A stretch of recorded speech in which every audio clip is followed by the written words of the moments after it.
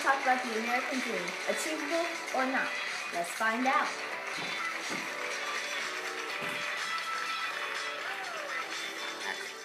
So recently I've been getting so many emails about what my idea of what the American dream is. You ask me and I'll tell you. My perception of the American dream is just to feel comfortable in your own skin.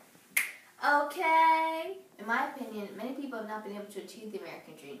Sadly enough, in the future, others may not. For example, on February 1942, exactly 10 weeks after the Japanese bombed Pearl Harbor, President Roosevelt passed a law called the Executive Order 9066, which gave the military and the government the power to put all Japanese descendants into camps. For the next 2 years, they were put into very, very difficult and harsh living conditions. They were put in those camps because the government was afraid that the Japanese that were in America would soon commit treason and turn against the U.S. government. Just to find out soon after, 3 Americans were the ones, in fact, to commit treason. Shaking my head. Can you imagine how those people felt? Just for being Japanese, they were denied their legal rights.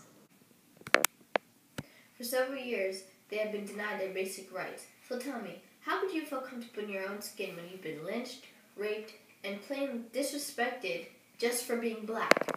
Just for being black.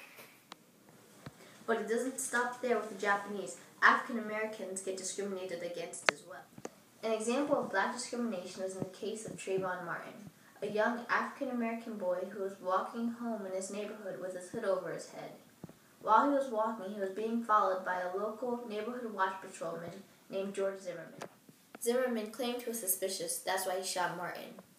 Now, media can say what they need to justify what Zimmerman did, but in the black community, we all know that just because he was black, that is why he was shot. But it's not just Japanese and blacks. Lesbians and gays feel this as well. Way too often, gay men and lesbians feel hostility and discrimination, and in extreme cases, deadly violence, by the government not being able to give them marriage rights in certain places. And with people judging you all the time, how could you possibly feel comfortable in your own skin? Answer me that. You can't. Exactly.